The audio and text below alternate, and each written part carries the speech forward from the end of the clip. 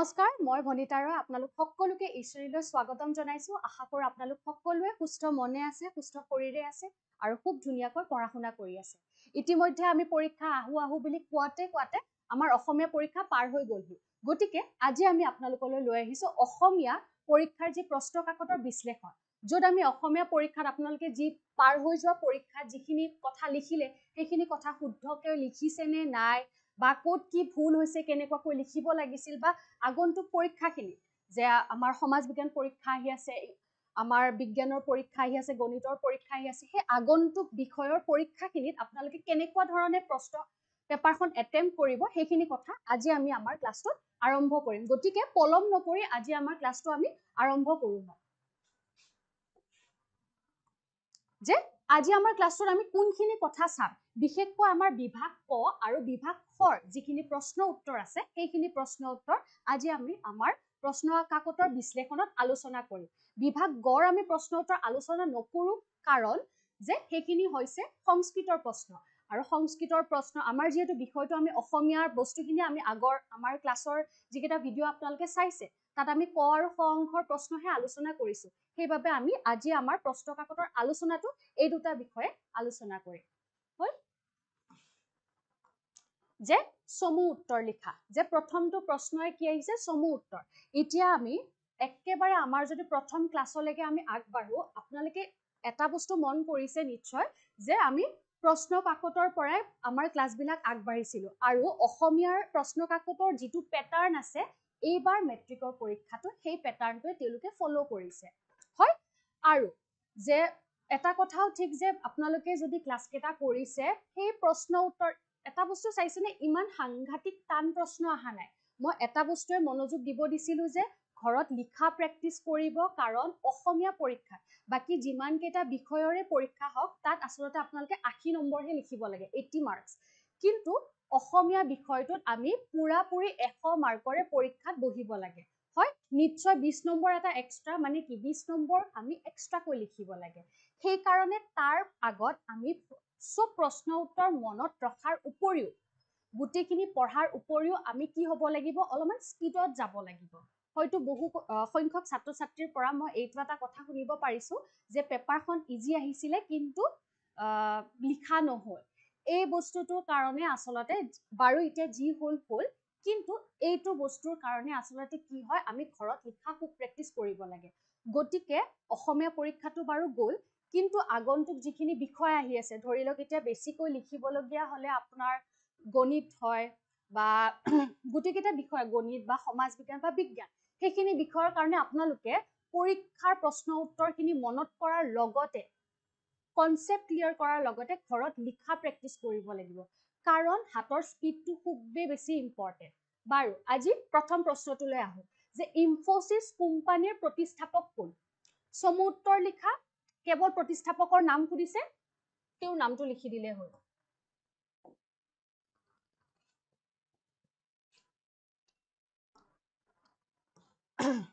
যে কোন আছিলে কোম্পানীটোৰ প্ৰতিষ্ঠাপক? নাৰায়ণ মূৰ্তি। হয়, কিহে অসমীয়া জাতিক অধিক কটকটীয়া কৰিছিল? যে কি বস্তুবিধে অসমীয়া জাতিক অধিক কটকটীয়া কৰিছিল? সেইটো হৈছে ভাষিক সংমিশ্ৰণে। হয়, চমু উত্তৰ লিখা 1 নম্বৰ দিছে, গতিকে বৰ বিশেষ ইমান লিখি থাকিব নালাগে, চমুকৈ যদি আপোনালোকে উত্তৰকেইটাও লিখি দিয়ে তেতিয়াও ভুল নহয়। নেক্সট আহিছে চমু উত্তৰ লিখা একে, কেৱল যিকোনো দুটা। এই বস্তুখিনি চাই ল'ব লাগিব প্ৰত্যেকখন পেপাৰতে যে অপশ্যন দিছে নে নাই, যে কেইটা লিখিব দিছে, এটা লিখিব দিছে নে, দুটা লিখিব দিছে নে, তিনিটা লিখিব দিছে। আৰু যিয়ে আহক সদায় সহজটো ল'ব, কাৰণ সহজটো লিখিলেও 1 নম্বৰ, টানটো লিখিলেও 1 নম্বৰ। গতিকে মেট্ৰিকত বিশেষকৈ সহজটো ল'ব, যিটো কম টাইম কনজিউমিং হয়। বিজিতে ছাৰক উদ্যোগী সম্পৰ্কে কি কৈছিলে? যে ছাৰে কি সুধিছিলে ক্লাছত, উদ্যোগী মানে কি প্ৰশ্ন সুধি আছিল, তেতিয়া বিজিতে কি কৈছিলে? যে বিজিতে কৈছিলে যে উদ্যোগী মানে হ'ল যে নিজে কিবা এটা ব্যৱসায় কৰি কেনে নিজে জীৱিকা অৰ্জন কৰা, লগতে বেলেগকো সংস্থাপন দিয়া। হ'ল। নেক্সট, সাধাৰণতে সকলো আৰ্টৰ মূলতে দুটা বিপৰীত পন্থাই কাম কৰা দেখা যায়, পাঠৰ সহায়ত বুজাই লিখা। যেহেতু 2 নম্বৰ অকণমান বেছিকৈ লিখিব লাগিব, দুটা পন্থাই কাম কৰে, যে আমি আৰ্টৰ জৰিয়তে আমি কি কি কথা গম পাওঁ, সভ্যতা, সংস্কৃতি। এই মই লাষ্টৰ মাৰাথন ক্লাছত মই ওৱান শ্বট ৰিভিজনৰ ক্লাছত আমাৰ লাষ্ট ক্লাছটো যদি আপোনালোকে চাইছে এই প্ৰশ্নটোৰ উত্তৰ আমি নিশ্চয়কৈ কৰিছিলোঁ তো সেইখিনি বস্তুৱে বুজাই পৰাই লিখি দিলেই হৈ গ'ল হ'ল নেক্সট অসমৰ পুৰণি সাহিত্যৰ সমলবোৰ কি কি যে পুৰণি সাহিত্যৰ যিবিলাক মেইন বস্তু সমলবোৰ কি কি আছিল নিচুকনি গীত আইনাম দিহানাম এইখিনি বস্তু এই প্ৰশ্নটোৰ উত্তৰো আচলতে আমাৰ ওৱান শ্বট ৰিভিজনত কৰোৱা গৈছিলে হয় নেক্সট যে ছাত্ৰ ছাত্ৰীসকলক উদ্যোগী হিচাপে মানসিকভাৱে প্ৰস্তুত কৰি ৰাখিবলৈ কি কি কৰিব পৰা যায় নম্বৰ আছে 4 হয়তো সেই নম্বৰটোৰ হিচাপত লিখিলেও হৈ যাব বা কেতিয়াবা কি হয় 4 নম্বৰ হিচাপত কিছুমান প্ৰশ্ন উত্তৰ খুব সৰু থাকে গতিকে তাতে ইমান ভয় খাব নালাগে যিখিনি উত্তৰ হয় সেইখিনি লিখি আহিলে হৈ যাব যে ছাত্ৰ ছাত্ৰীসকলক উদ্যোগী হিচাপে মানসিকভাৱে প্ৰস্তুত কৰি ৰাখিবলৈ কি কি কৰিব পৰা যায় যে স্কুলীয়া অৱস্থাতে ছাত্ৰ ছাত্ৰীসকলক উদ্যোগী হিচাপে মানে বিজনেছ কৰাৰ ক্ষেত্ৰত বা ব্যৱসায় বাণিজ্যত লগাৰ ক্ষেত্ৰত যদি মানসিকভাৱে আমি প্ৰিপেয়াৰ কৰিব বিচাৰো প্ৰস্তুত কৰিব বিচাৰো তো কি কৰিব লাগে প্ৰথমটো হ'ল যে বিদ্যালয় বা কোনোবা শিক্ষানুষ্ঠানৰ বা অনুষ্ঠানত সেই উদ্যোগ জড়িত যিবিলাক আপোনালোকৰ অনুষ্ঠান আহে সেইবিলাকত পাৰ্টিচিপেট কৰিব লাগে নেক্সটটো হ'ল যে পিছৰ পৰ্যায়ত সেই বেলেগৰ যিখিনি কৰ্মসংস্থান সেই বেলেগৰ প্ৰতি থকা সেই কাহিনীবিলাক তেওঁলোকে জানিব লাগে যে উদ্যোগীসকলে এদিনতে ডাঙৰ উদ্যোগপতি হোৱা নাই তেওঁলোকে এটা লাইনৰ মাজেৰে গৈছে যে তেওঁলোকে কমৰ পৰাহে বহুত কষ্টৰ মাজেৰেহে সেই শেষত সেই পৰ্যায়টোত উপনীত হৈছিলে তো সেই মানসিকতা যে বস্তুটো উদ্যোগৰ ক্ষেত্ৰত যাবলৈ হলে যে আমি একেবাৰে আজি কৰিছো কালি 100% আহি যাব তেনেকুৱা বস্তু নহয় তো সেইখিনি বস্তুৰ শিক্ষা তেওঁলোকক দিব লাগিব সেইখিনি কথাই চালিজাৰি লিখিলে হয় নেক্সট সভ্যতা আৰু সংস্কৃতি পদ দুটাৰ মাজৰ পাৰ্থক্য বিচাৰ কৰা এই প্ৰশ্নটো আমাৰ ওৱান শ্বট ৰিভিজনত কৰোৱা হৈছিলে যে সভ্যতা আৰু সংস্কৃতি দুটা বেলেগ শব্দ হয় যদিও তাহাঁতৰ মাজত পাৰ্থক্য আছে যদিও যে এটা শব্দ আনটো শব্দক এৰি আমি ব্যৱহাৰ কৰিব নোৱাৰো হয় সভ্যতা বুলি ক'লে কি বুজা যায় গোটেই জাতিটোক বুজা যায় মানৱ সভ্যতা গোটেই মানৱ জাতিটোক বুজা যায় কিন্তু সংস্কৃতি বুলি ক'লে কি বুজা যায় সেই সভ্যতাটোৰ মাজত যিখিনি সাজ পাৰ অনুষ্ঠান বা উৎসৱ পাৰ্বণ আচাৰ ব্যৱহাৰ আছে সেইখিনি বস্তুটোকে সংস্কৃতি বুলি ক'লে বুজা যায় হয় সভ্যতা বুলি ক'লে আচলতে বহি বিভাগটোক চোৱা যায় যে আমি গোটেই জাতিটোক বাহিৰৰ পৰা এটা মানৱ জাতি বুলি ধৰি লওঁ উদাহৰণ হিচাপে মানৱ জাতিটোক আমি বাহিৰৰ পৰা যিখিনি দেখা পাওঁ সেইখিনিহে সভ্যতাৰ ভিতৰত কিন্তু সংস্কৃতি বুলি ক'লে সেইটো আন্তঃজগতৰ ভিতৰত পূচায় মানে মানৱ জাতিটো দেখিলো তাৰ ভিতৰত তেওঁলোকৰ সাজপাৰ কেনেকুৱা তেওঁলোকৰ তাত কেনেকুৱা ধৰণৰ উৎসৱ পাৰ্বণ পতা যায় কেনেকুৱা ধৰণৰ ব্যৱহাৰ কেনেকুৱা ধৰণৰ খাদ্যাভ্যাস সেইখিনি বস্তু সংস্কৃতিত আহে হয় আৰু এই দুটাৰ ভিতৰত নাইবা শব্দটো ব্যৱহাৰ কৰিছে মানে নিশ্চয় যিকোনো এটা লিখিব লাগিব আৰু এটা কথা যেতিয়া নাইবা থাকিব সদায় ইজিটো ল'ব হয় যেতিয়া আপোনালোকে যিকোনো বিষয়ৰ যেটো অসমীয়াৰ পেপাৰ গ'ল মই বাকি কেইটাৰ ক্ষেত্ৰতে কৈছো পেপাৰখন প্ৰথমতে চালে নহয় বেলমৰাৰ আগতে পেপাৰখন দিয়ে পেপাৰখন চাব বহুত দীঘলীয়া হৈছে গম পালে পেপাৰখন দীঘলীয়া মানে কি মই চাই চিটি লিখিব লাগিব তাৰ পিছত যেতিয়া দুটা অপচন থকা প্ৰশ্ন পাব তেতিয়া সদায় সহজটো ল'ব প্লাস যেটোত কম সময় লাগে বা যেটো সহজতে লিখিব পাৰি সেইখিনি বস্তুহে লিখিব য'ত বেছি কথা লিখিবৰ প্ৰয়োজন নাই সেই প্ৰশ্ন উত্তৰটোহে লিখিব নেক্সট অতি চমু উত্তৰ লিখা ইন্টাৰনেটৰ তিতা মিঠা পাত্ৰীৰ লেখক কোন মই নিশ্চয়কৈ কৈছিলো যে প্ৰত্যেকটো লেসনৰে লেখক কেইগৰাকীৰ নাম আমি চাব লাগিব হয়তো গোটেই কেইজনৰ নাম নাহে কিন্তু গোটেই কেইজনৰ নাম আমি চালে কেইগৰাকীৰ নাম আমি চালে এনেকুৱা ধৰণৰ প্ৰশ্ন আহিলে কৰিব সুবিধা হয় যে ইন্টাৰনেটৰ তিতা মিঠা পাত্ৰীৰ লেখক কোন সেইটো হৈছে প্ৰণয় দত্ত নেক্সট অৰুণিমা সিনহাৰ ঘৰ ক'ত আছিল অৰুণিমা সিনহা ঘৰ ক'ত আছিল তেওঁৰ ঘৰ আছিল উত্তৰ প্ৰদেশত নেক্সট 2 নম্বৰ প্ৰশ্ন অৰুণিমা সিনহাই কিয় লাডাখত থকা মাউণ্ট চাংছেৰ কাংৰিৰ অভিযান সম্পূৰ্ণ কৰিব নোৱাৰিলে এটা কাহিনী আছিলে যে তেওঁ অভিযান চলাইছিল কিন্তু তেওঁ কিয় সম্পূৰ্ণ কৰিব নোৱাৰিলে সেইটো হ'ল যে বতৰ বহুত প্ৰতিকূল আছিল মানে বতৰ খুব বেয়া হৈ পৰিছিল সেই কাৰণে তেওঁ কি হ'ল অভিযানটো সম্পূৰ্ণ কৰিব নোৱাৰিলে হ'ল নেক্সট 2 নম্বৰত এনেকুৱা সৰু সৰু প্ৰশ্ন তাৰ পিছত ইন্টাৰনেটৰ সহায়ত কুঁৱলীয়ে কি নতুন অভিজ্ঞতা আহৰণ কৰিলে নাইবা অৰুণিমাৰ সপোন পূৰণ কৰাৰ ক্ষেত্ৰত বাচেন্দ্ৰী পালে কেনেদৰে সহায় লৈছিল এতিয়া ইজি হিচাপে ক'লে প্ৰথমটো ইজি যে তেওঁ কি অভিজ্ঞতা লৈছিলে যে তেওঁ প্ৰথম হ'ল ইমেইলৰ অভিজ্ঞতা তেওঁ প্ৰথম ইমেইল পঠিয়াইছিল তেওঁ ৱেব পেজ বা ইন্টাৰনেটৰ বিষয়ে জানিব পাৰিছিল ইমেইলৰ অভিজ্ঞতা লৈছিল ই বেংকিং ই কমাৰ্চৰ অভিজ্ঞতা লৈছিল ই বেংকিং আৰু ই কমাৰ্চৰ জৰিয়তে কি কৰিছিল যে তেওঁলোকে দক্ষিণ ভাৰতত ফুৰিব যোৱাৰ এটা প্লেনিং হৈছিলে তাৰ পিছত অৰুণিমাই কি কৰিছিলে ই বেংকিং আৰু ই কমাৰ্চ এইবিলাকৰ সহায়েৰে বা ইন্টাৰনেটৰ সহায়েৰে তেওঁ তাত কোনখন হোটেলত থাকিব ক'ত থাকিব বা তাৰ পেমেন্ট পৰ্যন্ত তেওঁ এই ইন্টাৰনেটৰ সহায়েৰে কৰিছিলে হয় লগতে তেওঁ কি কৰিছিলে যে দক্ষিণ ভাৰতত যিহেতু ফুৰিবলৈ যাব তাৰ কাৰণে যিবিলাক লাগতিয়াল সা-সামগ্ৰী আছে সেইবোৰ ইন্টাৰনেটৰ সহায়তে তেওঁ ডেটৰ পৰা ক্ৰয় কৰিছিলে আৰু নেক্সটটো হ'ল অৰুণিমাৰ সপোন পূৰণ কৰাৰ ক্ষেত্ৰত বাচেন্দ্ৰী পালে কেনেকৈ সহায় কৰিছিল যে তেওঁ টাটাৰ আণ্ডাৰত যি এক ট্ৰেইনিং সেশন এটা হয় তাত তেওঁ যোগদান কৰোৱাইছিল আৰু তেনেকুৱা ধৰণে সহায় কৰিছিল এতিয়া লিখাৰ ক্ষেত্ৰত এই প্ৰশ্ন উত্তৰটো লিখিব অলপমান সহজ মানে কম টাইম কনজিউমিং হয় এইটোৰ উত্তৰ সহজ যদিও টাইম অলপমান বেছি খায় আমি পৰীক্ষাত লিখাৰ টাইমত কেনেকৈ চুজ কৰিব লাগিব কেনেকৈ চাব লাগিব যে কোনটো প্ৰশ্ন উত্তৰ লিখিম এইটো মোৰ পইণ্ট অফ ভিউৰে কৈছো আপোনালোকে মই কথাখিনি কোৱাৰ পিছত এই বস্তুটো এবাৰ নিজে ভাবি চাব যে কোনটোত আপোনালোকে কম সময় দিব পাৰিব কোনটো ইজি এতিয়া ইজি হিচাপত ইন্টাৰনেটৰ এইটো সহজ হয় কিন্তু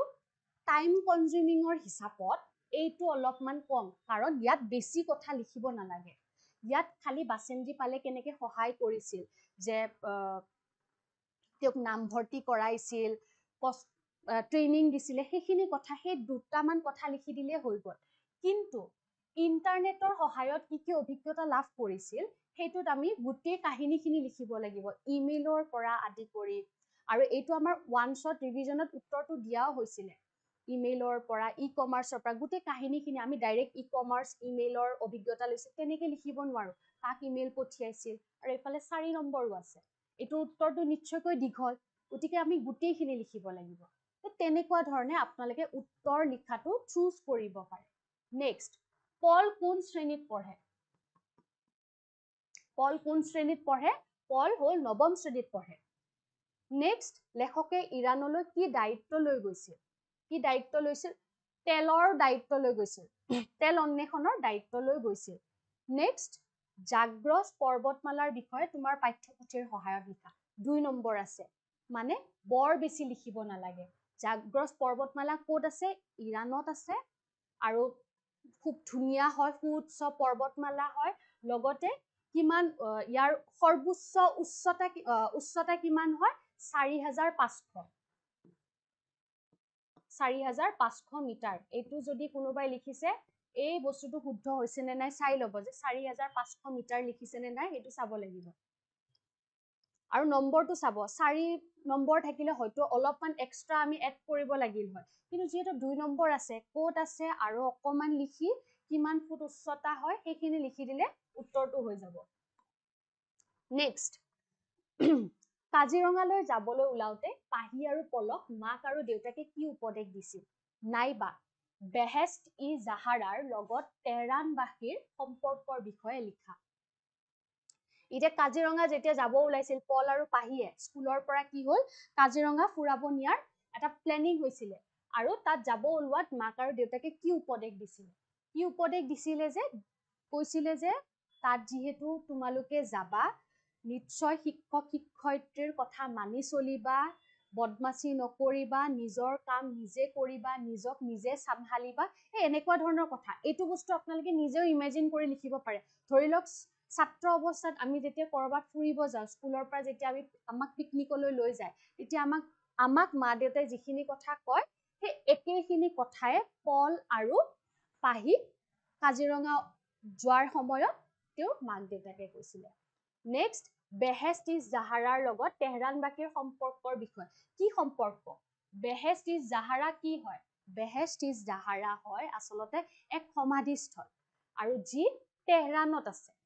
সেইটোৱে সম্পৰ্ক এতিয়া যেহেতু 3 নম্বৰ আছে ডাইৰেক্ট এই বস্তুটো লিখিলে নহব অকমান লিখিব লাগিব যে বেহেছি জাহাৰাৰ কি হয় আসলতে তেহৰাণত থকা এক সমাধিস্থল হয় আৰু সেই সমাধিস্থল খুব বহুত বেছি দূৰত্বলৈ আছে মানে খুবেই বেছি ডাঙৰ হয় লগতে তাত দোকান মানে এনেকুৱা ধৰণৰ সমাধিস্থল বুলি ক'লে আমাৰ ইমেজিনেশ্যন এটা আহি যায় কল্পনা আহি যায় যে চুনচান জাগা হ'ব কোনো একদম নিমাওমাও পৰিৱেশ কোনো নাথাকে কোনো নাই কিন্তু বেহেছি জাহাৰা বেলেগ আছিল বেহেছি জাহাৰা এনেকুৱা এটা সমাধিস্থল আছিল য'ত দোকান পোহাৰ সব সা সুবিধাই সেই সমাধিস্থলত পোৱা যায় হয় আৰু তেহৰাণত আছিল নেক্সট অতি চমু উত্তৰ লিখা 1 নম্বৰ তোমাৰ পাঠ্যপুথিৰ বৰগীতটো কোনে ৰচনা কৰে একেবাৰে সহজ চাওক প্ৰশ্নবিলাক কেনেকুৱা সহজ আহিছে 1 নম্বৰীয়া প্ৰশ্নৰ কথাটো ক'বই নোৱাৰি যে একেবাৰে সহজ তোমাৰ পাঠ্যপুথিত থকা বৰগীতটো কোনে ৰচনা কৰা শ্ৰী শ্ৰী মাধৱদেৱ আজান ফকীৰৰ আচল নাম কি হজৰত শাহ মিলত হয় চমু উত্তৰ লিখা বজ্ৰাৱলী ভাষাৰ বিষয়ে এটি চমু টোকা একেবাৰে সহজ যে বজ্ৰাৱলী ভাষা কিতাপখনৰ প্ৰথমটো পাঠৰে কথা বজ্ৰাৱলী ভাষা আসলতে এনেকুৱাকৈ লিখিব পাৰে বজ্ৰাৱলী ভাষাত আৰু 2 নম্বৰ আছে মানে কি বৰ বিশেষ লিখিবও নালাগে যে বজ্ৰাৱলী হৈছে এক সাহিত্যিক কৃত্ৰিম ভাষা তাৰ পিছত ইয়াৰ মূল হৈছে মৈথিলী ভাষা আৰু শংকৰদেৱ আৰু মাধৱদেৱৰ দ্বাৰা ৰচিত বৰগীতসমূহ এই বজ্ৰাৱলী ভাষাতে লিখা হয় তেনেকুৱা ধৰণে আপোনালোকে প্ৰশ্ন উত্তৰবিলাক কৰিব পাৰে ৰহম গিৰিহত শব্দ দুটাই কি বুজাইছে ৰহম আৰু গিৰিহত এই দুটা শব্দই কি বুজাইছে ৰহম মানে হৈছে দয়া ৰহম মানে দয়া আৰু গিৰিহত মানে হৈছে গৰাকী গিৰিহত মানে গৰাকী গতিকে ৰহম গিৰিহত মানে হৈছে দয়াৰ গৰাকী আৰু দয়াৰ গৰাকী এতিয়া কাক বুজাইছে ইয়াতে কি বুজাইছে বুলি কোৱাৰ লগে লগে গম পালে যে মিনিংটো কি সুধিছে এতিয়া লিখি দিলে হ'ল ৰহম গিৰিহত মানে হৈছে ৰহম মানে দয়া গিৰিহত মানে গৰাকী ৰহম গিৰিহত মানে হৈছে দয়াৰ গৰাকী যদি পৰীক্ষাত আহিলে কাক বুজাইছে তেতিয়াহলে হ'ব আল্লাহক বুজাইছে হ'ল দয়াৰ গৰাকী কোন হয় সেয়া হৈছে আল্লাহ নেক্সট তোমাৰ চৰণ দুই মোৰ মহাধন ভকত জনেৰে তুমি নিজ তুমিহে জীৱন কবিতা ভাষীৰ অন্তৰ্নিহিত ভাৱটি লিখা এইটো আমাৰ বৰগীতটোৰ পৰাই তুলি অনা হৈছে আৰু বৰগীতটিৰ মেইন কথাই হৈছে যে কবিয়ে শ্ৰী শ্ৰী মাধৱদেৱে কি কৰিছিলে যে কোনোবা ব্যক্তিয়ে যদি নিজৰ বা তেওঁ নিজৰ ক্ষেত্ৰত কৈছিলে যে সমাজৰ বা আশে পাশে থকা মোহ মায়াৰ পৰা মুক্তি পাবলৈ হলে আমি হৰিৰ চৰণত পৰিব লাগিব আৰু সেই হৰিৰ চৰণখনে হৈছে আমাৰ বাবে মহাধন আৰু তেওঁৰ মহিমাৰ কথা কৈছিলে যে যুগ যুগীসকলে ধ্যান কৰিও তেওঁৰ মহিমাৰ কথা বুজি নাপায় তেওঁৰ গুণানুকীৰ্তন কৰিও তেওঁৰ গুণৰ কথা বখানি শেষ কৰিব নোৱাৰি তেনেকুৱা কথা কৈছিলে কিন্তু ইয়াতে আমি আসলতে লিখিব লাগিব যে শ্ৰী শ্ৰী মাধৱদেৱে আসলতে হৰিৰ শৰণকে তেওঁৰ বাবে ধন বুলি কৈছিলে আমাৰ বাবে মূল ধন বুলি কৈছিলে কাৰণ তেওঁৰ চৰণত পৰি আমি সমাজত থকা মায়া মোহৰ পৰা মুক্তি লাভ কৰিব পাৰো নেক্সট প্ৰশস্তি শব্দৰ অৰ্থ কি প্ৰশস্তি কবিতাটো থকা শব্দটোৰ অৰ্থ কি এইটো হৈছে আৰাধনা কৰা হল আৰু প্ৰশস্তি কবিতাটোত কিহৰ আৰাধনা কৰিছিলে সৌন্দৰ্যৰ আৰাধনা কৰিছিলে নেক্সট অসমৰ স্বৰ্গদেৱে কিহেৰে দেউল সাজিছিল হাঁহৰ কণী আৰু চাউলেৰে দেউল সাজিছিল কবিয়ে কোন সময়ত মানুহজনক লগ পাইছিল এইটো প্ৰশ্ন হৈছে দৃষ্টান্তৰ কবিতাৰ পৰা কবিয়ে কোন সময়ত মানুহজনক লগ পাইছিল সেইটো হ'ল ৰাতিৰ সময়ত হ'ব কাৰণ মানুহগৰাকী কুকুৰীকণা আছিল আৰু কুকুৰীকণা ব্যক্তি কি হয় যেতিয়া আন্ধাৰ হৈ পৰে চকুৰে নেদেখা হৈ যায় নেক্সট মই অসমীয়া কবিতাটোত অসমৰ প্ৰকৃতিৰ বিনন্দীয়া ৰূপ কিদৰে প্ৰতিফলিত হৈছিল বুজাই লিখা খুব ধুনীয়া প্ৰশ্ন যে মই অসমীয়া কবিতাটোত অসমৰ সৌন্দৰ্যৰ কথা এতিয়া মই অসমীয়া কবিতাটোত অসমৰ সৌন্দৰ্যৰ কথাই লিখা আছে যে হেঙুলি পোহৰত অসমখন দেখিবলৈ কেনেকুৱা লাগে আৰু অসমৰ সৌন্দৰ্য ইমানে বেছি সুমধুৰ আছিল যে মুগলসকল আহিও তেওঁলোকে অসমৰ সৌন্দৰ্যত মনোমুগ্ধ হৈ পৰিছিলে তেনেকুৱা কথাও এই কবিতাটিত আছে গতিকে সেই কবিতাতে সেই সৰু সৰু কথা তুলি ধৰি কেনে গোটেই মূল ভাৱটো নহয় কিন্তু এইখিনি কথাই যে কবিয়ে অসমক খড়গৰ লগত তুলনা কৰিছে লগতে মোগলসকলে অসমৰ লগত আহিও অসমৰ সৌন্দৰ্যত মুগ্ধ হৈ পৰিছিল সেই সৰু কথাবিলাক এই এনসাৰটোত লিখিব লাগিব নেক্সট আহিল উত্তৰ লিখা মই অসমীয়া কবিতাটোত কবিয়ে অসমীয়া জাতিৰ বীৰত্ব আৰু পৰাক্ৰমক কিয় প্ৰশংসা কৰিছে তোমাৰ কথাৰে বুজাই লিখা ইয়াতেও আমি এই মোগলসকলে যেতিয়া অসম আক্ৰমণ কৰিব আহিছিল তেতিয়া গোটেই ডেকা গাভৰু দুয়োৱে কি কৰিছিলে নিজৰ জাতি ভিত্তিক ৰক্ষা কৰিবলৈ হলে আগুৱাই গৈছিল তাত ইয়াতে সেই বীৰত্বৰ কথাই লিখিব লাগিব আৰু সেইখিনি কথা দেখি কেনে মোগলসকলে আচলতে চমক মানিছিলে তবত মানিছিলে যে কেনেকুৱা ধৰণৰ কথা নেক্সট দৃষ্টান্তৰ কবিতাটোৰ মূল ভাৱ লিখা যে দৃষ্টান্তৰ কবিতাটোৰ মূল ভাৱ লিখিব লাগিব দৃষ্টান্তৰ কবিতাটোত কি হয় আচলতে কবিগৰাকীয়ে এজন ব্যক্তিক 25 বছৰ আগত লগ পোৱা আৰু সেই একেগৰাকী ব্যক্তিক 25 বছৰ পিছত লগ পোৱাৰ জৰিয়তে কবিতাটিত আচলতে দুখন সমাজৰ কথা বুজাই দিছে এখন সমাজ হ'ল যে তেওঁক 25 বছৰ আগত লগ পাওঁতে কি আছিলে জুপুৰি ঘৰ এটাত আছিলে আৰু ব্যক্তিগৰাকী নিজেই কৈছিলে যে মই সুখত আছো ঠিক সেইগৰাকী ব্যক্তিকে যেতিয়া 25 বছৰ পিছত তেওঁ লগ পালে তেতিয়া তেওঁৰ আছিলে সাতমহলীয়া আট্টালিকা আৰু তেতিয়া বাৰু ব্যক্তিগৰাকীয়ে কবিক চিনি পোৱা নাছিলে আৰু তেওঁক ভাবিছিলে যে তেওঁক ভাড়াঘৰ বিচাৰি আহিছিল আৰু তেওঁক কি কৈছিলে যে ইয়াত শান্তিত থাকিব নোৱাৰ কুবেৰৰ ঘৰত কোনো শান্তিত থাকিব নোৱাৰে তেনেকুৱা ধৰ মানে কি এইটো কথা স্পষ্ট যে তেওঁ এতিয়া অশান্তিত আছে সেই কথাটোৰ মাজেৰে 25 বছৰৰ ব্যৱধানৰ মাজেৰে আচলতে দৃষ্টান্তৰ কবিতাটোত দুখন সমাজৰ দৃশ্য প্ৰতিফলিত কৰা হৈছে যাতে সেইখিনি কথাই লিখিব লাগিব নেক্সট এতিয়া আহিলো ব্যাকৰণৰ ফালে তলৰ যিকোনো এটা সমাস ব্যাস বাক্য সহ সমাসৰ নাম লিখিব দিছে যিকোনো এটা এইটো বস্তু চাব লাগিব যিকোনো এটা দিয়াৰ লগে লগে মনত ৰাখিব লাগিব যিটো সহজ ৰাম লক্ষ্মণ নৱৰত্ন হাঁহিমুখ যিটো আপোনালোকে সহজ পায় সেইটোৱে লিখিব লাগিব ৰাম লক্ষ্মণ ৰাম আৰু লক্ষ্মণ নৱৰত্ন নটা ৰত্ন হাঁহিমুখ হাঁহি ভৰা মুখ নেক্সট তলৰ যিকোনো এটা শব্দৰ সন্ধি ভাঙা এয়া যিখিনি কথা কোৱা গৈছিলে সেম প্যাটাৰ্নটোতে আহিছে একেবাৰে সহজটো সদায় ল'ব লাগে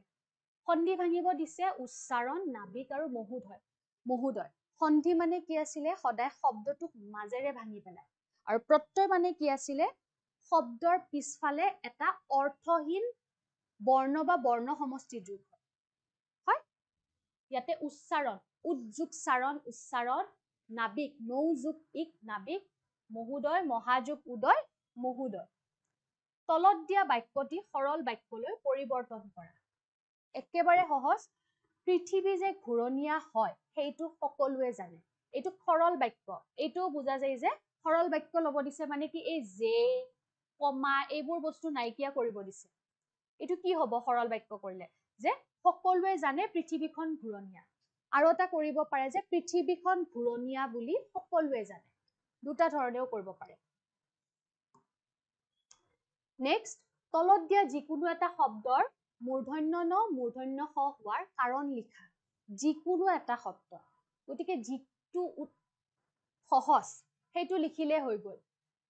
দুষ্ট নিশ্চয়কৈ চাগে আপোনালোকে দুষ্টটোৱে লিখিছে কাৰণ মূৰ্ধন্য ত বৰ্গৰ বৰ্গৰ লগত যুক্ত হলে সদায় দন্ত্যান্ন মূৰ্ধন্য হয় আৰু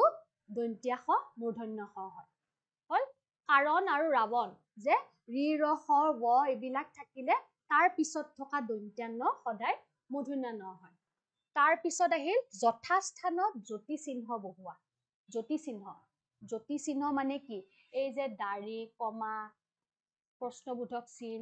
ভাৱবোধক চিন সেই চিহ্ন বহাব দিছে এতিয়া শিক্ষকে কলে অংক কেইটা ঘৰত কৰি আনিবা এনেকুৱা ধৰণৰ জ্যোতি চিহ্নৰ ব্যৱহাৰো আমাৰ এই ক্লাছত পঢ়োৱা গৈছিলে যে যেতিয়া উক্তি দিলে সদায় শিক্ষকে কলে পিছত মানে কি ইংলিছত যে আমি পাওঁ ডাইৰেক্ট স্পিচ ইনডাইৰেক্ট স্পিচ সেই উক্তি মানে হৈছে স্পিচ আৰু এইটো হৈছে ডাইৰেক্ট স্পিচ হলে সদায় কি হয় ঊৰ্ধ্বকমা থাকে মানে ইয়াতে কমা এটা থাকিব লগতে এইফালৰ পৰা ঊৰ্ধ্বকমা আৰম্ভ হৈ দাড়ি দি কেনে ইয়াতে ঊৰ্ধ্বকমা শেষ কৰিব লাগিব, ক্লোজ কৰিব লাগিব। আৰু দাড়িৰ পিছতহে হ'ব লাগিব। দাড়িৰ আগত ঊৰ্ধ্বকমা ক্লোজ কৰিলে কিন্তু এইটো কাটা যাব। এনেকুৱা হলে কাটা যাব, এইটো হলে ৰাইট। তলৰ যিকোনো এটাৰ অৰ্থ প্ৰকাশ পোৱাকৈ এতিয়া বাক্য ৰচনা কৰা। যিকোনো এটাৰ ডলাৰ বগৰী ভাত ঘৰ মূৰে কপালে হাত দিয়া। ডলাৰ বগৰী মানে কি? এনেই অনাই বনাই সেয়া আৰু মানে সেয়া টাইপৰ মূল্যহীন ধৰণৰ আৰু। ভাত ঘৰ মানে হৈছে খুব বিশাল। আৰু মূৰে কপালে হাত দিয়া। মূৰে কপালে হাত দিয়া মানে কি? বহুত দুৰ্ভাগ্য হোৱাটোকো বুজা যায়। তলৰ যিকোনো এটা শব্দৰ বিপৰীতাৰ্থক শব্দ। আচলতে বিপৰীত শব্দ সমাৰ্থক শব্দ কেইটা দেখিয়ে মানে খুব বেছি ফূৰ্তি লাগিছে, কাৰণ ইমানে সহজ। বিপৰীত শব্দ আদৰ, উচিত, চিনাকি। সেইকাৰণে কেতিয়াবা কি হয়, পৰীক্ষাৰ পঢ়াৰ কাৰণে আমি কি কওঁ, মেট্ৰিক পৰীক্ষা বুলি কৈ ভয় খাই কেনে একেবাৰে যিটো একদম সাংঘাতিক টান টান প্ৰশ্ন হ'ব পাৰে সেইখিনি প্ৰশ্ন আমি পঢ়ো, আৰু ইজি বিলাক এইটোতো নাহে বা এইটোতো পাৰিমে কৈ আমি থৈ দিওঁ। শেষত কি হৈ যায়, সেই ইজি বিলাকে আহি যায়। আৰু নপঢ়াৰ কাৰণে সেই ইজিটোতো আমাৰ কনফিউজন লাগি কেনে লাষ্টত তাতো হয়তো আমাৰ স্পেলিং মিষ্টেক হ'ব আৰু কিবা এটা ভুল হৈ কেনে আমি থৈ আহো। সেইকাৰণে সদায় প্ৰচেছটো সদায় ইজিৰ পৰা টানৰলৈকে যাব লাগে। হয়, আদৰ, আদৰৰ বিপৰীত শব্দ অনাদৰ। উচিত, অনুচিত, চিনাকি, অচিনাকি। নেক্সট, এটা শব্দত প্ৰকাশ কৰা। যিকোনো এটা শব্দত প্ৰকাশ কৰা যিকোনো এটা লিখিব দিছে। যাৰ সৰুতে মাক বাপেক মৰিছে, যি সদায় ঘূৰি ফুৰে, যাৰ কথাৰ অৰ্থ নাই। যাৰ কথাৰ অৰ্থ নাই, অৰ্থহীন, যি সদায় ঘূৰি ফুৰে, যাযাবৰ, বা আৰু এটা আছিলে ৰ'ব, আচলতে যাযাবৰ বুলিয়ে কোৱা যায়। তথাপিও যাৰ সৰুতে মাক বাপেক মৰিছে কি বুলি কোৱা যায়? অনাথ। তলত দিয়া যিকোনো এটা শব্দৰ প্ৰত্যয় ভাঙি দেখুওৱা। প্ৰত্যয় মানে কি আছিলে? মূল শব্দটো থাকিব আৰু তাৰ লগত এটা মিনিংলেছ বৰ্ণ বা বৰ্ণ সমষ্টিৰ যোগ হয়। নাৱৰীয়া, নাও যোগ অৰিয়া, নাৱৰীয়া। এতিয়া অৰিয়াৰ কিবা মিনিং আছে জানো, অৰ্থ আছে জানো? নাও শব্দটোৰহে অৰ্থ আছে। প্ৰত্যয় মানে সেইটো। ফুলনি, ফুল যোগ অনি, ফুলনি। ৰান্ধনী, ৰান্ধ যোগ অনি, ৰান্ধনী। তলৰ যিকোনো এটা শব্দৰ সমাৰ্থক শব্দ লিখা। সমাৰ্থক শব্দ এন্ধাৰ, ৰাতি, তনয়, পুত্ৰ, স্বামী, গিৰিহঁত বা পতি। নেক্সট, তলৰ যিকোনো এটা প্ৰশ্ন উত্তৰ কৰ। নহয় ভাৱ সম্প্ৰসাৰণ কৰা, নহয় আবেদন পত্ৰ, নহয় চিঠি। আচলতে মোৰ হিচাপত ভাৱ সম্প্ৰসাৰণ কৰাটো আৰু আবেদন পত্ৰ এই দুটাৰ কোনোবা এটা কৰিব পাৰে, কাৰণ এই দুটা সহজ। ভাৱ সম্প্ৰসাৰণ কৰাটো বেছি সহজ। কথাত বতা পায়, কথাত কটা যায়। আচলতে কথাই হৈছে মানুহৰ মূল অলংকাৰ বুলি ক'লেও ভুল নহ'ব, কাৰণ ব্যক্তি এজনৰ পৰিচয় আচলতে কথাৰ দ্বাৰাই হয়। তেওঁ যদি ভাল কথা কয়, কথাত বতা পাব, আৰু তেওঁ যদি ভাল এদিনাখন কিবা এটা ভুল বা কিবা এটা বেয়া কথা এটা ক'লে, তেতিয়া কি হৈ যাব, সেই তেওঁ কথাতে কটা যাব। হ'ল, তেনেকুৱা ধৰণৰ অৰ্থ মিলাই কেনে আপোনালোকে এইটো কৰিব পাৰে। আৰু কথাত বতা পায়, কথাত কটা যায়। আচলতে আমি যেতিয়া ভাৱ সম্প্ৰসাৰণ কৰা শিকো, বা যেতিয়া ক্লাছ 6, 7, 8 মানত আমাক এই বস্তুটো দিয়া যায়, তেতিয়া আচলতে এইকেইটাৰ আমাক পঢ়িব দিয়ে। ৰাইজে নখ জোকাৰিলে নৈ বয়, অভ্যাসৰ নৰ কৰ্ণপদে কৰে শৰ, আৰু কথাত বতা পায়, কথাত কটা যায়। এইকেইটা বস্তু তেতিয়াই কৰিব দিয়া যায়। ক্লাছ 10 মান পালে অলপমান বেছি টান হৈ যায়, কিন্তু ইয়াতে সেই টানটো দিয়া নাই, সহজ দিছে। নেক্সট, তুমি শ্ৰেণীকোঠাত থাকোতে হঠাৎ মূৰৰ বিষত ভুগিব লগা হোৱাৰ বাবে বিদ্যালয়ৰ পৰা অৰ্ধচুটি বিচাৰি শ্ৰেণী শিক্ষকক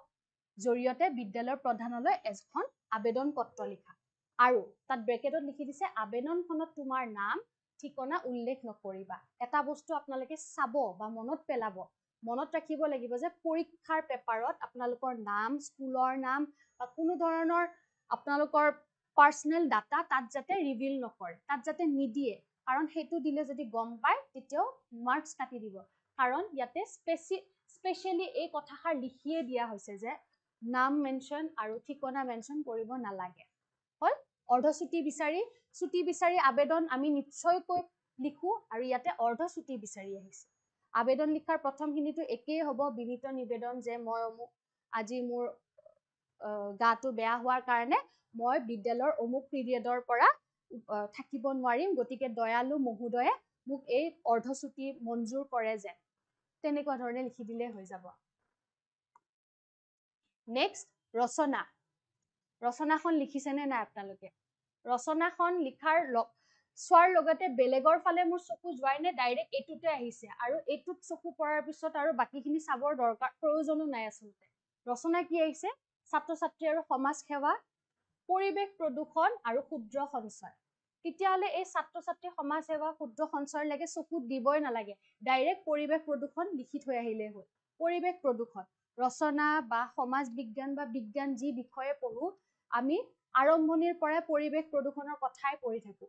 গতিকে মোৰ মতেদি আপোনালোক সকলোৱে যাতে পৰিৱেশ প্ৰদূষণখনে লিখিছে, বাকীকেইখন লিখিলেও খুবেই বেছি ভাল কথা, তাত বাৰু অলপমান পঢ়িবই লগা হৈছে, কিন্তু পৰিৱেশ প্ৰদূষণ এনেকুৱা এখন ৰচনা, যিখন ৰচনা মানে সকলোৱে পাৰে, আৰু এই ৰচনাত মানে পুৰা নম্বৰ উঠিবই লাগিব। লগতে তলত যিকেইটা ভাগ লিখি দিয়া আছে সেইকেইটা ভাগ থাকিবই লাগিব। আৰম্ভণি,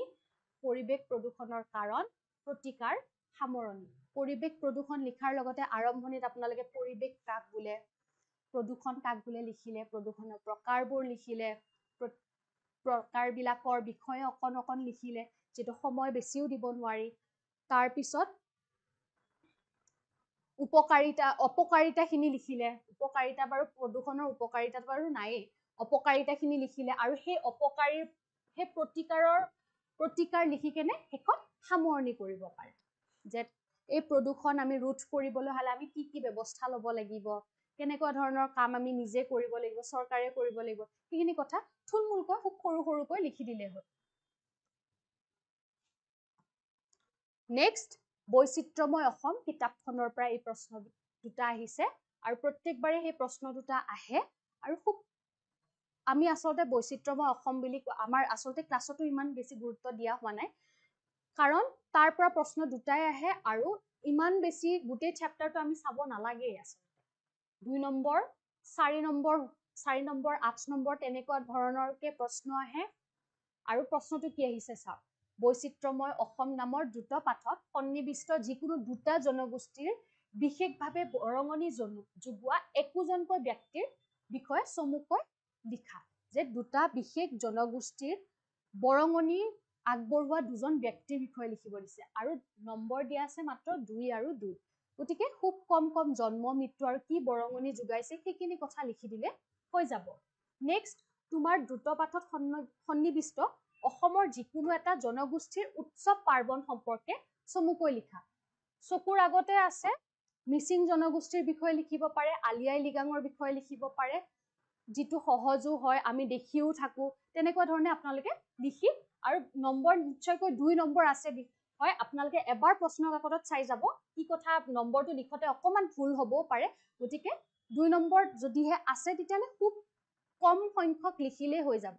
হয়। আৰু এটা কথা বাৰে বাৰে কৈছো, যিহেতু পৰীক্ষা শেষ হোৱা নাই, নম্বৰ চাই উত্তৰ কৰিব নিশ্চয়। কিছুমান প্ৰশ্ন দীঘলীয়া থাকে, কিন্তু পৰীক্ষাত মাত্ৰ 2 দি থৈ দিয়া, সেই প্ৰশ্নটো যেতিয়া কাটিব পৰা অৱস্থাত থাকে তেতিয়াহে 2 নম্বৰ দিয়ে, 5 নম্বৰীয়া প্ৰশ্ন এটা, তেতিয়া আপোনালোকে 5 নম্বৰীয়া হিচাপত নিলিখিব,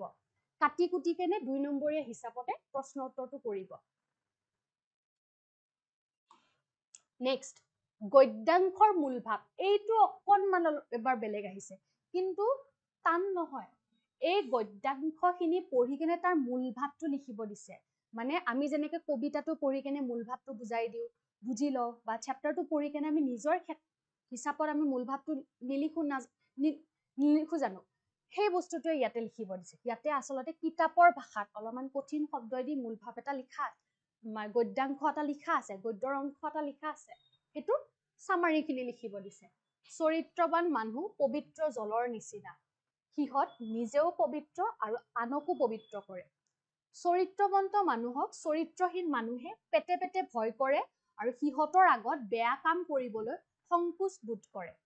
ধন আৰু বিদ্যালয়ৰ পৰা মানুহে ক্ষমতা লাভ কৰে, কিন্তু চৰিত্ৰৰ পৰা মহত্ব প্ৰাপ্ত হয়। কুচৰিত্ৰই মানুহক পশুত্বলৈ নমায়, কিন্তু সুচৰিত্ৰই দেৱত্বলৈ তোলে।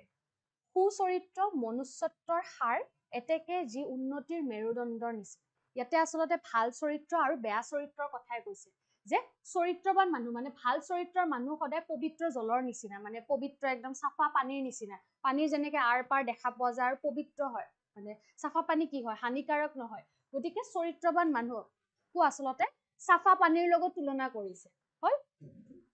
ইয়াতে এনেকুৱা লিখিব পাৰে পবিত্ৰ জলৰ ঠাইত পৰিষ্কাৰ পানীৰ লগত তুলনা কৰা হৈছে সিহঁতে নিজেও পবিত্ৰ আৰু আনকো পবিত্ৰ কৰে সিহঁত নিজেও চাফা পৰিষ্কাৰ আৰু আনকো কি কৰে চাফা কৰে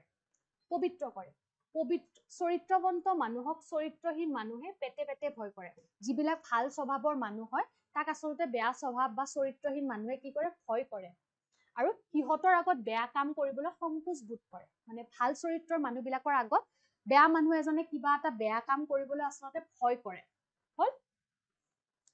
ধন আৰু বিদ্যালয়ৰ পৰা মানুহে ক্ষমতা লাভ কৰে কিন্তু চৰিত্ৰৰ পৰা মহত্ব প্ৰাপ্ত হয় আচলতে ধন আৰু বিদ্যালয়ৰ পৰা কি হয় আমি ক্ষমতা পাওঁ পাৱাৰ এটা পাওঁ আমাৰ তাত যদি পইচা আছে ধন আছে আৰু যদি বিদ্যালয়ৰ পৰা আমি শিক্ষা লাভ কৰোঁ তেতিয়া আমি কি হওঁ পাৱাৰ এটা পাওঁ কিন্তু চৰিত্ৰৰ পৰা মানুহে এটা বৰদান হিচাপে পায় আৰু মহত্ব প্ৰাপ্ত কৰে চৰিত্ৰবান মানুহ হলে নিশ্চয়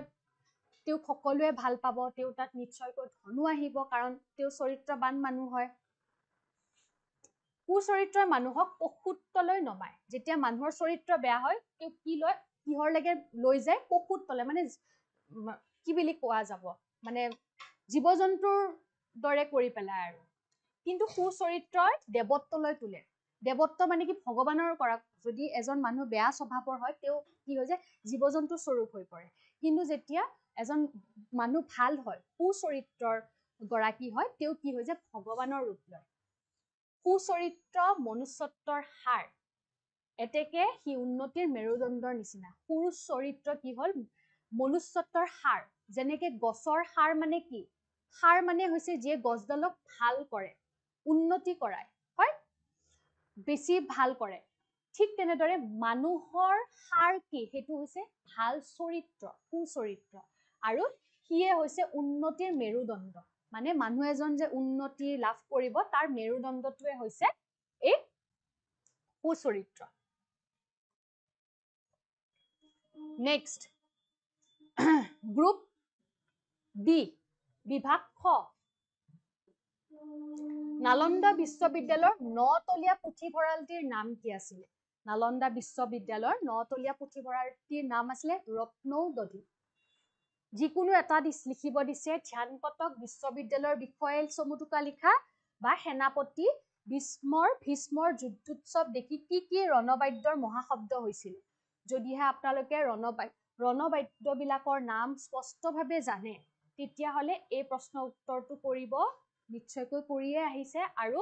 যদিহে আপোনালোকে ধ্যান কটক বিশ্ববিদ্যালয় লিখিলে বেছি ভালো হয় কাৰণ খুব ছুটি উত্তৰ হয় দুটাই ছুটি উত্তৰ হয় যদিহে ৰণবাদ্যকেইটাৰ নাম আপোনালোকে পুৰা স্পষ্টকৈ জানে বানান ভুল নোহোৱাকৈ তেতিয়াহলে এইটো উত্তৰ কৰিলেও ভাল আৰু যদি ধ্যান কটক বিশ্ববিদ্যালয়ৰ কথা ভালকৈ জানে 2-3 শাৰীতে হৈ যায় তেনে এইটো উত্তৰ কৰিব পাৰে নেক্সট প্ৰাচীন কালৰ ভাৰতবৰ্ষৰ বিখ্যাত শিক্ষা কেন্দ্ৰ তক্ষশিলা বিশ্ববিদ্যালয়ৰ বিষয়ে তোমাৰ পাঠ্যপুথিৰ আলমত লিখা ইয়াতে তক্ষশিলা বিশ্ববিদ্যালয়ৰ বিষয়ে লিখিব দিছে যে কিমান চনত প্ৰতিষ্ঠা লাভ কৰিছিলে তাত প্ৰধান শিক্ষকৰ নাম যদি আছে কি বিষয়ৰ শিক্ষা দিয়া হৈছিল সেইখিনি যদি আছে তাত কিবা আৰু কিবা স্পেশাল বস্তু আছে নেকি যেনেকে নালন্দা বিশ্ববিদ্যালয়ৰ পুথিভঁৰাল নতলীয়া পুথিভঁৰাল এটা আছে বিশ্ববিখ্যাত ঠিক তেনেদৰে তক্ষশিলা বিশ্ববিদ্যালয়তো যদি কিবা বিখ্যাত বস্তু আছে তেন্তে তাৰ নাম লিখিব লাগিব নেক্সট অৰ্জুনে যুদ্ধক্ষেত্ৰলৈ গৈ কাক কাক দেখা পালে আৰু তেওঁলোকক দেখা পাই শ্ৰীকৃষ্ণই কি কলে নিজৰ ভাষাৰে লিখা ইয়াতে অৰ্জুনে যেতিয়া যুদ্ধ কৰিব গৈছিল তেওঁ কাক কাক দেখিছিলে আৰু তেওঁ যেতিয়া তেওঁলোকক দেখা পাই শ্ৰীকৃষ্ণই তেওঁক কি বুলি কৈছিলে সেইটো নিজৰ ভাষাত লিখিব দিছে এতিয়া আপোনালোকে যিটো শুদ্ধ ইজি পায় এতিয়া তক্ষশিলা মোৰ হিচাপত তক্ষশিলাৰ বিষয়ে লিখিলেও শুদ্ধ হয় এতিয়া এইটো ক্ষেত্ৰত আপোনালোকৰ পইণ্ট অফ ভিউটো ইম্পৰ্টেণ্ট কাৰণ আপোনালোকে কোনটো ইজি পাব আৰু কথা এটাই যিটো উত্তৰ সহজলভ্য বা খুব কমকৈ লিখিব লাগে সেই উত্তৰটোৱে লিখিব নেক্সট আহিলো অসমীয়া কোনজন সাহিত্যিকক অসম কেশৰী আখ্যা দিয়া হয় প্ৰত্যেকগৰাকী সাহিত্যিকৰে কিবা কিবি ছদ্মনাম আছে বা কিবা নাম আখ্যা দিয়া হৈছে তো সেই আখ্যা দিয়া নামকেইটা আমি জানিব লাগিব আৰু ইয়াৰ পিছত যেনেকৈ সমাজ বিজ্ঞান আহি আছে বা বিজ্ঞান আহি আছে তেনেকুৱা ক্ষেত্ৰতো এই টাৰ্মবিলাকৰ ব্যৱহাৰ হৈছে সেই টাৰ্মবিলাক আপোনালোকে নিশ্চয়কৈ চাব হয় এইটো কি হ'ব অম্বিকাগিৰি ৰায়চৌধুৰী নেক্সট ধৰ জাৰু ধৰ ভাই আৰু চাবৰ সময় নাই তাৎপৰ্য বুজাই লিখা নাইবা কপিল মুনিৰ চমু পৰিচয় লিখা এতিয়া কপিল মুনিৰ চমু পৰিচয়টো যদি আমি কিতাপৰ অৰ্থত শব্দ অৰ্থত লিখা আছে তাত খুব কমকৈ লিখা আছে গতিকে এইটো উত্তৰো লিখিব পাৰে আৰু নাইবা ধৰ জাৰু ধৰ ভাই আৰু চাবৰ সময় নাই ইয়াতে কি কৈছে আচলতে ধৰ জাৰু ধৰ ভাই মানে সোনকালে সোনকালে কামত লাগিব দিছে আৰু সময় নষ্ট কৰিব মানা কৰিছে যি কাম আছে সোনকাল সোনকাল কৰিব দিছে আৰু চাবৰ সময় নাই চাবৰ সময় নাই মানে কি আমি যেতিয়া কি কয় কামত লাগা ইফাল ইফাল নকৰিব মানে কি সোনকালে কামত লাগিব দিছে আৰু ইফাল সিফাল চোৱাৰ সময় নাই সময় নষ্ট কৰিব নালাগে তেনেকুৱা ধৰণৰ কথা দি কেনে আপোনালোকে এইটো লিখিব পাৰে নেক্সট ধৰ জাৰু ধৰ ভাই কবিতাটোৰ মাজেৰে কবি ৰায়চৌধুৰীদেৱে স্বদেশ প্ৰেমৰ ভাৱ কিদৰে প্ৰকাশ পাইছে লিখা যে আমি এটা কথা জানো যে ধৰ জাৰু ধৰ ভাই কবিতাটি হৈছে স্বদেশ প্ৰেমমূলক কবিতা আমি দেশ প্ৰেমৰ কথা কৈ থাকিলে নহব আমি হাতে কামে কোনো ধৰণৰ সময় নষ্ট নকৰাকৈ হাতে কামে লাগিব লাগিব সেইকাৰণে আচলতে কোৱা হৈছে ধৰ জাৰু ধৰ ভাই মানে হাতে কামে লাগ সেইটো কথাই ইয়াতে কবিতাটোৰ মাজেৰে স্বদেশ প্ৰেম কেনেকৈ ফুটি উঠিছে সেইটো কথা লিখিব লাগিব নাইবা মোহিনী স্বৰূপ অমৃত পিয়ালো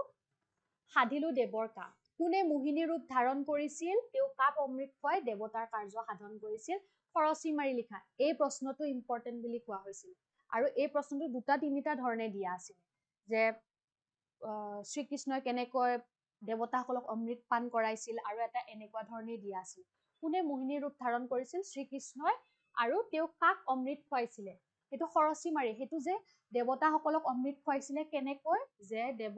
এবাৰ দেৱতা আৰু অসুৰসকলে সমুদ্ৰ মন্থন কৰি থাকোতে কি পাইছিলে অমৃতৰ সন্ধান পাইছিলে আৰু দেৱতাসকলে এটা কথা গম পাইছিলে সেই অমৃতখিনি যদি অসুৰৰ হাতত পৰে গতিকে গোটেই পৃথিৱীখন কি হ'ব অধৰ্মৰে ভৰি পৰিব আৰু অমৃত খালে কি হয় আমি নিশ্চয়কৈ জানো যে অমৃত খালে অমৰ হৈ পৰে সেইটো কাৰণে আচলতে শ্ৰীকৃষ্ণ মোহিনী ৰূপ ধাৰণ কৰি কেনে সেই অসুৰসকলৰ পৰা অমৃত উদ্ধাৰ কৰি আনি দেৱতাসকলক পান কৰাইছিল মই থুলমূলকৈ কৈছো কিন্তু আপোনালোকে এই ওৱান শ্বট ৰিভিজনত যিখিনি উত্তৰ দিয়া আছে সেনেকুৱা ধৰণে ডিটেইলছত উত্তৰটো কৰিব লাগিব নেক্সট শুদ্ধকৈ লিখা শুদ্ধ ইয়াতে এটা ভুল আছে এইটো শুদ্ধকৈ লিখিব দিছে একেবাৰে আমাৰ প্ৰথম ক্লাছ কেইটা যদি আপোনালোকে চাইছে গম পাব তোমাৰ দেউতা ঘৰত আছেনে যেতিয়া মা দেউতা থতৰ কথা থাকে আমি কওঁহে যে তোমাৰ দেউতা ঘৰত আছেনে এইটো আমি নিশ্চয়কৈ আমি এইটো লাইনে ব্যৱহাৰ কৰোঁ কিন্তু আমি ভুলকৈ কওঁ আমি যেতিয়া সুধিব লাগে যে মা ঘৰত আছেনে দেউতা ঘৰত আছেনে আমি এইটো এনেকুৱাকে সুধো প্ৰশ্নত যিটো লাইন দিয়া আছে কিন্তু এইটো ভুল আমি আচলতে সুধিব লাগে তোমাৰ মাৰা ঘৰত আছেনে নাই দেউতাৰা ঘৰত আছেনে নাই গতিকে ইয়াতে ভুলটো হ'ব এই দেউতাটো মানে দেউতাৰ জেগাত দেউতাৰা হ'ব বাকীখিনি ঠিকে আছে পৰা উপসৰ্গ ব্যৱহাৰ কৰি এটা শুদ্ধ বাক্য লিখা পৰা উপসৰ্গ মনত ৰাখিব লাগিব উপসৰ্গ সদায় শব্দৰ আগত বহে আৰু অনুসৰ্গ সদায় শব্দৰ পিছত বহে পৰা শব্দটো লৈ কেনে এটা শব্দ আপোনালোকে বনাওক ধৰি লওক এতিয়া মোৰ মাইণ্ডত পটককৈ আহিছে পৰাক্ৰম শব্দটো পৰাক্ৰম পৰাই দি পৰাক্ৰম এতিয়া পৰাক্ৰম শব্দটোক লৈ কেনে এটা শুদ্ধ বাক্য সাজিব দিছে বাক্য ৰচনা কৰিব দিছে আপোনালোকৰো ইজি হোৱাকৈ মই এটা কথাও কৈছিলো যে উপসৰ্গবিলাক মুখস্থ নাৰাখিলেও হৈ যায় কাৰণ পৰীক্ষাত উপসৰ্গটো নাম দি দিয়ে আমি খালি শব্দ বনাই কেনে বাক্য ৰচনা কৰিব লাগে এতিয়া পৰাটো দিছে গতিকে পৰাই দি পৰাক্ৰম পৰাধীন এনেকুৱা ধৰণৰ শব্দ ওলাই থাকিব যিটো সহজ পায় তাৰ ব্যৱহাৰ কৰি কেনে এষাৰি বাক্য বনালে হয় উপযুক্ত ঠাইত অনুসৰ্গ বহোৱা তুমি স্কুললৈ নগলা ইয়াতে তুমিৰ পিছত ডেছ আছিলে এই ডেছডাল নবহিলে তুমি স্কুললৈ নগলা তাৰ এনেকুৱা ধৰণৰ হ'ব তুমি হেনো স্কুললৈ নগলা নাইবা তুমি চোন স্কুললৈ নগলা তুমি হেনো ব্যৱহাৰ কৰিব পাৰা চোনো ব্যৱহাৰ কৰিব পাৰা তুমি হেনো স্কুললৈ নগলা এইটো হ'লে আমাৰ অনিশ্চয়তা বা তুমি চোন স্কুললৈ নগলা তেতিয়াহ'লে যে আমি কওঁ ন এই তুমি চোন কামটো নকৰিলা তুমি চোন এইটো নকৰিলা গাঁঠি কেনে কোৱাৰ নিচিনা তুমি চুনু হ'ব পাৰে, হেনুও হ'ব পাৰে। তলত দিয়া যিকোনো এটাৰ সমাৰ্থক শব্দ লিখা। মিত্ৰ আৰু কন্যা, ইয়াতে যিকোনো এটা বুলি ক'লে আপোনালোকে দুটাও লিখিব পাৰে, কাৰণ একেবাৰে সহজ। কিন্তু দুটা লিখিলে কি হ'ব জানেনে? সময় এনে অপব্যৱহাৰ হ'ব। মিত্ৰ মানে বন্ধু, কন্যা মানে জীয়ৰী। নেক্সট, আধুনিক ৰূপ লিখিব দিছে যিকোনো এটাৰ। কাসম্বাক, কাসম্বাক হ'ব তেওঁলোকৰ। ৰজনী, নিশ্চয়কৈ জানো ৰাতি। বিপৰীত শব্দ লিখিব দিছে যিকোনো এটাৰ। স্বদেশ আৰু সুবিধা, স্বদেশ আৰু সুবিধা। তলত দিয়া যিকোনো এটা শব্দৰ বিপৰীত লিংগ লিখা। বিপৰীত লিংগ, লিংগ পৰিৱৰ্তন, ল'ৰা ছোৱালী, দেউতা মা। এই পৰীক্ষাটো যদি বেয়া হোৱা বুলি কোৱা যায় কোনোবালৈ, তেতিয়াহ'লে কিন্তু খুব বেয়া কথা এটা হ'ব আচলতে। চাওকচোন, বিপৰীত লিংগ লিখিব দিছে কিয়? এইটোত 1 নম্বৰ আহিব। অপশ্যন কেইটা চাওক, ল'ৰা আৰু দেউতা দিছে, লিংগ পৰিৱৰ্তন কৰিব দিছে। এতিয়া শেষত ছন্দৰ সূত্ৰ লিখি উদাহৰণ দিয়া। ছন্দৰ সূত্ৰ লিখিব দিছে আৰু উদাহৰণ দিব দিছে। যিকোনো দুটা, যিকোনো দুবিধ ছন্দ। এতিয়া কুসুমমালা ছন্দ, কুসুমমালা ছন্দ কোনটো আছিলে? য'ত 6টা পৰ্ব থাকিব, 6টা মাত্ৰা থাকিব। মাত্ৰা মানে কি আছিলে? আখৰ কেইটা 1 2 3 4 5 6, 1 2 3 4 5 6, 1 2 3 4 5 6। লেছাৰীত আছিলে 10 যোগ 10 যোগ 14 আৰু পয়াৰত আছিলে 8 যোগ 6 হল। যিকোনো দুটা, যিটো সহজ পায় সেই যিকোনো দুটা লিখিলে হ'ল। আৰু আপোনালোকে যদি আমাৰ 1 শ্বটৰ আগত ছন্দৰ এটা ক্লাছ লোৱা গৈছিলে, সেইটো যদি চাইছে, এইটোতো 2ৰ ভিতৰত 2, 4 নম্বৰ এটা ফিক্স আপোনালোকৰ হয়। আৰু উদাহৰণটোত এটা বস্তু মন কৰিব, আপোনালোকে যদি চাই থৈ দিছে, উদাহৰণটোত গণি চাব এই বস্তুখিনি মিলিছে নে নাই। যিকেইটাই দিছে 6 যোগ 6 যোগ 6 হৈছে নে নাই, আখৰ কেইটা গণিব। এই 6 6 10 14 এইবোৰ কি হয়? আচলতে আখৰবোৰ হয়। কেনেকুৱা ধৰণে? মই আকৌ এবাৰ কৈ দিওঁ, 1 2 3 4 5, 1 2 3 4 5, মানে 5টা মাত্ৰা আছে। 1 2 3, এই যে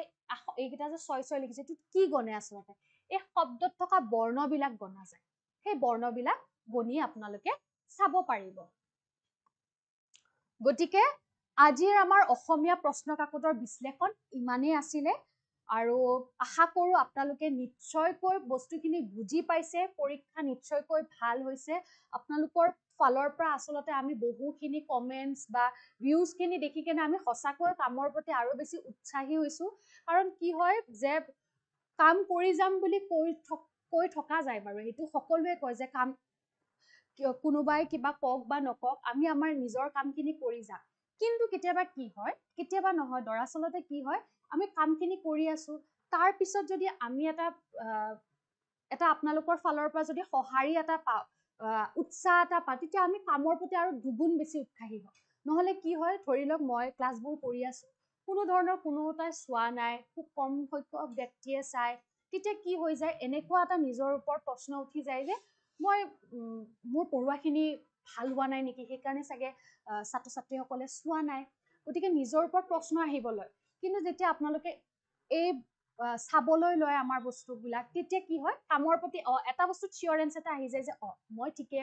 কৰি আছো, মই মোৰ কামখিনি ঠিকে কৰি আছো। আৰু যিহেতু মানুহৰ ফালৰ পৰা এটা সেয়া আহিছে, গতিকে আমি মোৰ কামটো আৰু বেছি ভালকৈ কৰি যাই থাকিব লাগিব। কাৰণ আগতে কি আছিল যে মোৰ কামবোৰ চোৱা নাছিলে মানুহে, গতিকে একো নাই, এতিয়া মানুহে চাব লৈছে কাৰণে মই পুৰা কমপ্লিট বা ভালকৈ পঢ়াব লাগিব।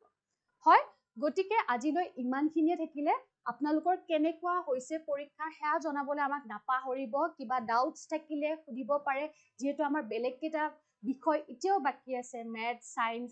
Social science. গতিকে তাৰো যদি কিবা কিবি সুধিব লগা থাকে আপোনালোকে সুধিব, হয়, কাৰণ আমি আপোনালোকৰ কাৰণে আছো। গতিকে এইখিনি কৈ আজি মই আমাৰ ক্লাছটো সামৰণি পেলাইছো। গতিকে ধন্যবাদ।